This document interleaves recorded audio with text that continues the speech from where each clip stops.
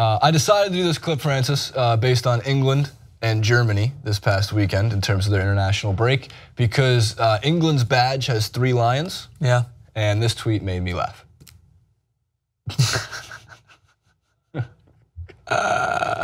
It just did. What a goal from Marcus Rashford too. It's all the hope. And you taught me very well along these last couple of years. Marcus Rashford scores a goal in World Cup qualifying, and English papers come out and they say that England's probably going to win the World Cup now. No pressure. Did you put your money on it? No pressure.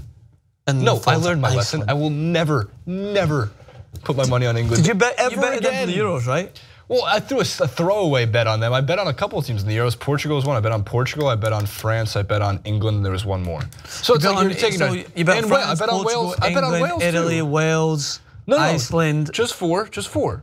That's not bad. But I did. Portugal came through, and I bet on Gareth Bale to lead in goal scoring and Wales, and that looked actually pretty good for a minute until Griezmann. Who'd your dad bet on? Olivier Giroud? Oh yeah, he had it, and he banged in like 3 goals in one game, and he's like, oh, golden. And then he just decided to hit one of his other temper tantrums and didn't play. Maxwell coming through with the gold bet. So Marcus Rashford had an eventful game because he gave away the ball for the first goal, which allowed England basically to fall down and have to overcome a deficit. Then he set up Dyer by his low cross to the front post, which, yeah, it was a good ball in. And then his goal to basically lead England back ahead was a typical Marcus Rashford goal as for what we've seen him be able to do. Create some space for himself, have a low-driven shot into the bottom corner, and you can see how much it meant to him. I mean, first goal at Wembley, this is what every English footballer, professional footballer dreams of being able to do.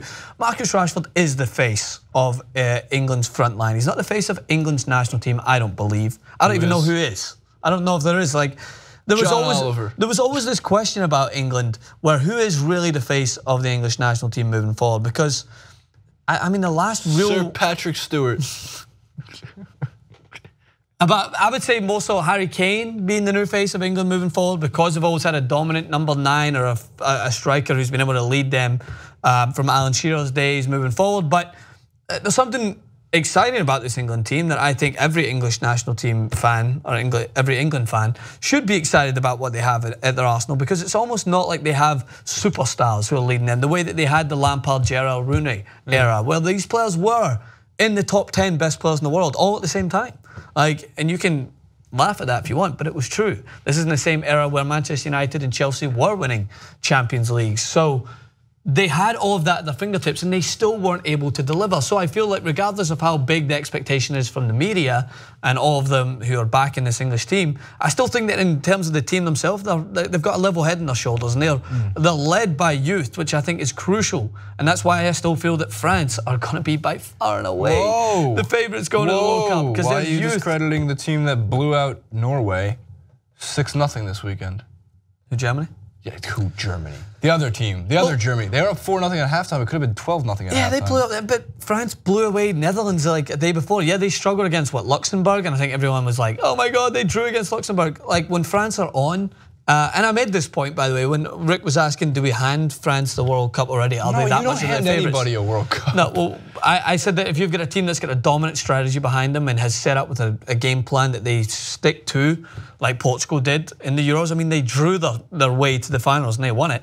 Any team can really put up a good challenge like that. But France, in the combination of talent, youth, experience, superstar quality, man, they've got a great team. Why was David Ferguson ever a manager of England? Alex Ferguson? Oh my God, yeah, sorry. Alex Ferguson, no, he's Scottish. It would almost be like, but why not? treachery. Like, I know it's treachery, but why not? They didn't consider it. I just don't think he did. He was just too busy embedded in Manchester United. I think that it. Do you think he would have been able to make England World Cup champions? Is that a what if that has ever talked about? I don't think that England have ever had that really. I mean, in my years, a very good manager. I think that Capello, are you saying Sam Eriksson, Allardyce is not a Sam good Allardyce, Gareth is not a good manager? Southgate, like. I think they could have chose their managers better. I mean, there was always this hint that Jose Mourinho was going to be the English national team manager at some point. I always felt like it was a good idea to move towards someone from that from actually England leading their team, and I think they've moved that way with Gareth Southgate. But it didn't work for Roy Hodgson either, so I don't know. Like, Gareth Southgate was an interesting decision. He's worked at the youth level. It seems to be he's had a good start to his career at this point. I mean, when you look at the national team managers who've led past teams in recent history to success, it's almost like they're not plucked from a club team and asked to go in and like just revitalize this national team. It's because you need to make the national team your utmost priority, and you have to have an understanding of what it's like to work with these players, not on a weekly basis, but really install your message in such a short space of time. And that is what Sousa was able to do with Portugal. That's what a Germany national team manager, whose name's blanking me, and it shouldn't be, but he's been able to do it for years with that team. Low? Low, yeah, you're right, Low.